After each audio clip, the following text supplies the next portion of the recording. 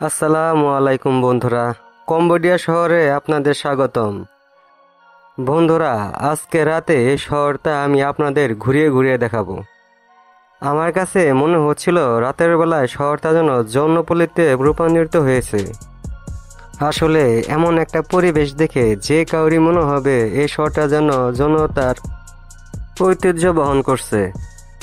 এই শহরে রাতের বেলা যখন আপনি হাঁটবেন তখন রাস্তার দুই পাশে শুধু যৌনকর্মীদের দেখতে পারবেন। আমার এই শহরের পরিবেশটা দেখে বারবার মনে হচ্ছিল এই শহরের অধিকাংশ নারীরাই এই যৌনকর্মীর সাথে জড়িত। এখানকার আবাসিক হোটেলগুলোর নিচে যৌনকর্মীরা বেশি দাঁড়িয়ে থাকে। আমি এই শহরে রাতে পুলিশের তৎপরতা তেমন একটা চোখে দেখলাম না। রাত যত বাড়ছিল লোকজনের আনাগোনা ততটাও বেড়ে যাচ্ছিল।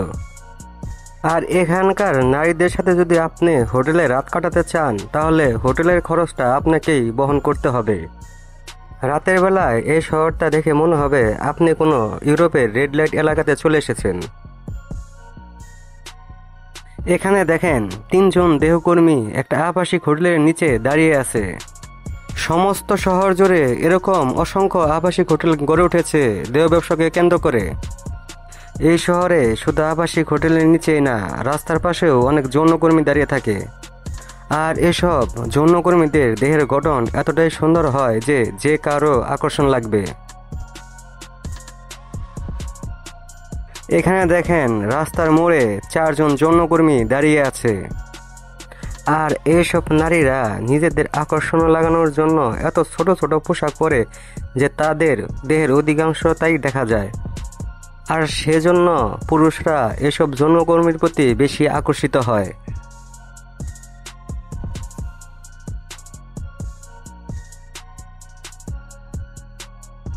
আর এই যে দেখেন বন্ধুরা, এই লাইনে অনেক আবাসিক হোটেল আছে। আর সবগুলা আবাসিক হোটেলের নিচে যৌনকর্মীরা দাঁড়িয়ে আছে। আর এইসব হোটেলে শুধু নারী না, সকল প্রকার নেশাজাতীয় দ্রব্য বিক্রি করা হয়। এসব এলাকাতে পুলিশের টহল তেমন একটা নেই, সেজন্য চুরি ডাকাতির ভয়টা বেশি। আর এসব মেয়েদের সাথে রাত কাটানোর আগে দরদাম ঠিক করে নিতে হয়, না হলে পরে এসব মেয়েরা অনেক বড় অঙ্কের টাকা দাবি করে থাকে। আর এইসব নারীরা অনলাইনে যেরকম ভিডিও আমরা দেখি সেরকমই সার্ভিস দিয়ে থাকে। বন্ধুরা, আপনারা যদি এসব নারীদের সাথে একটা রাত কাটিয়ে থাকেন তাহলে সেই রাতটা আপনার কাছে স্মরণীয় হয়ে থাকবে। এসব নারীরা অনেক এক্সপার্ট হয়ে থাকে আর সারা রাত অনেক মজা দিয়ে থাকে। আর বন্ধুরা, এরকম ভিডিও যদি আপনারা আরও দেখতে চান তাহলে আমার চ্যানেলটা সাবস্ক্রাইব করে রাখতে পারেন।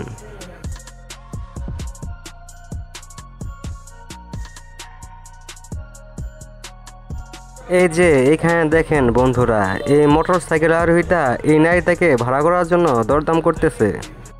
এখানকার অধিকাংশ যৌনকর্মীরা দলবদ্ধভাবে দাঁড়িয়ে থাকে।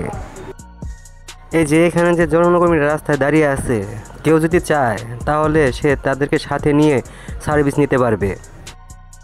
আর এদের মধ্যে যদি কারো ব্যবহার বা সার্ভিস খুব বেশি ভালো লেগে থাকে তাহলে তার নাম্বারটা নিজের কাছে রেখে পরবর্তীতে হোম সার্ভিস নিতে পারবে। আর এই যে হোটেলের নিচে যে যৌনকর্মীরা দাঁড়িয়ে আছে তারা শুধু হোটেল রুমেই সার্ভিস দিয়ে থাকে। এইসব আবাসিক হোটেলের সাথে এই যৌনকর্মীদের কন্ট্রাক্ট আছে।